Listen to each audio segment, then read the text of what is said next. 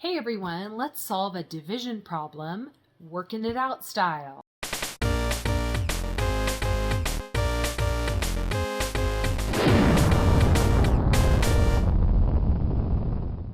All right, and if you've seen any of my working it out videos before, you know that I like to tackle a word problem, show you all of my strategies along the way that can help you feel more confident about solving word problems.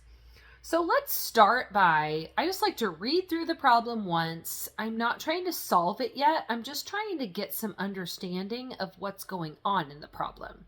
So this one says that Greg has a collection of 2,348 books. He wants to separate them equally into 4 bookshelves. How many books will Greg place on each shelf? Okay, so I'm just thinking about the problem. I'm trying to kind of make a picture in my head about what's going on. So I've got this large collection of books and I'm going to be putting them on 4 shelves. So what problem does that sound like? Or what operation does that sound like? Okay, you got it. Division, because we're separating a lot of books onto 4 shelves. So I already can kind of tell a lot about the problem, that it's going to be a division problem. So my answer should be less than that total amount of books, right? So even before I start solving it, I can kind of look at those answer choices and maybe eliminate one.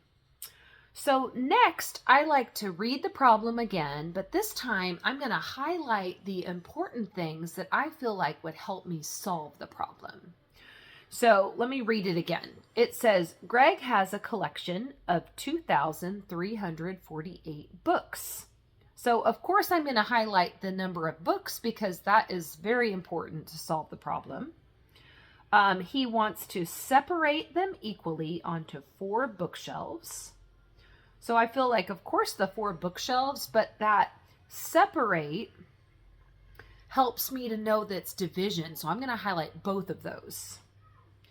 How many books will Greg place on each shelf? Ooh, I'm going to highlight each shelf because that also helps me think division because I'm just wanting 1 shelf. Okay, then I read the answer choices. So A says 2,352.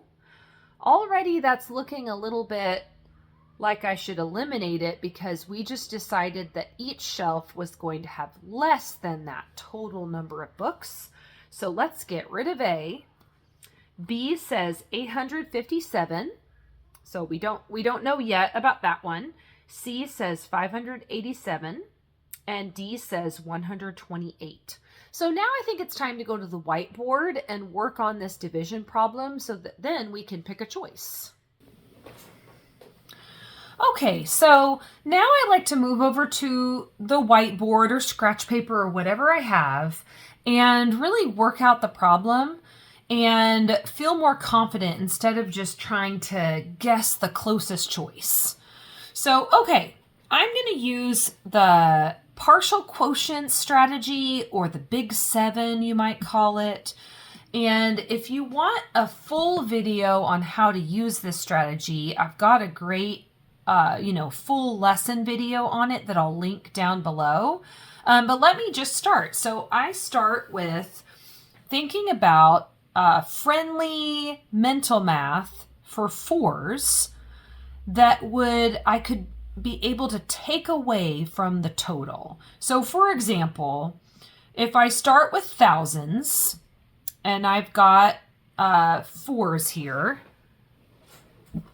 I can be thinking about, okay, what is 4 times 1,000? Okay, too big because it's 4,000 and I only have 2,000. So I better go to something smaller. Okay, what about 4 times 100? Okay, that's 400. Now, that would be fine to start taking away, but it's going to take a little while. So let's try something bigger. What should we try next? Maybe 200? That would be, let's see, 4 times 2 is 8. and 2 zeros. I think we could still go bigger though. Why don't we go up to 500? That might be good. Okay, 4 times 5 is 20. And then let's stick 2 more zeros on the end. Okay, that's great because then we can take away a huge chunk of this. So here's what I like to put. I like to say, okay, we're taking away 500 groups of 4, and then over here we subtract that amount.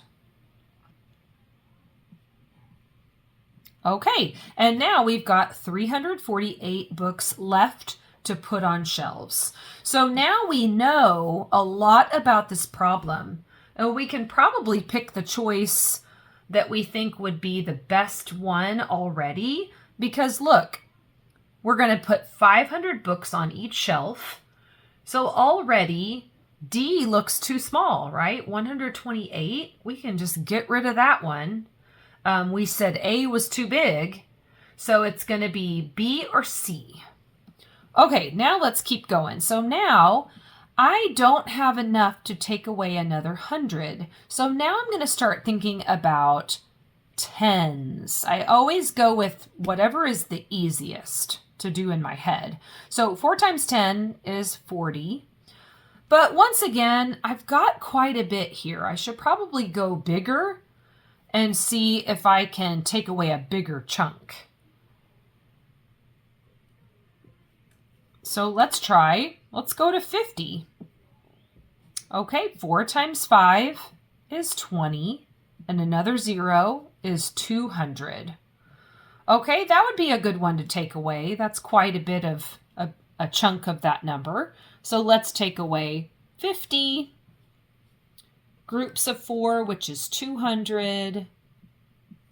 And that's what I like about this strategy, is that you can kind of do whatever you're comfortable with.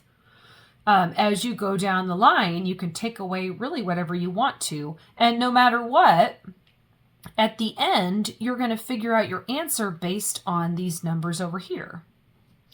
Okay, so now what should we do next? We can't take away another 50 because we don't have 200. So we better think of something smaller. So let's try, I don't know, 30. Let's just pick something small.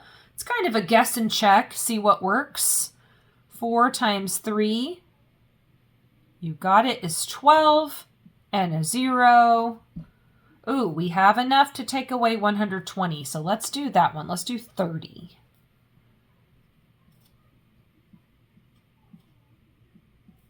Okay, what do you get when you subtract that? Okay, good job. Now we're down to a number that seems small enough that we might have a basic fact, a 4 fact that matches that. So 4 times something equals 28. Oh, you got it, 7. 4 times 7 is 28. And then look, this is what division is all about, getting it down to 0 books left. Every single book is on a shelf now. Okay, and now how do we find our answer though? We've got a lot going on here. Where does our answer live? Okay, you got it. It lives over here. And if we just add these up, and it looks kind of like expanded form, so it'll be pretty easy to add up, then we'll have our answer. And that's also one reason why I lined things up. Did you notice that? I put 500 here. Instead of putting the 50 way over here, I lined it up with the 10s and 1s place and the 7 with the 1s place so that it'll be quick and easy to add. Okay, 5 plus 3 is 8.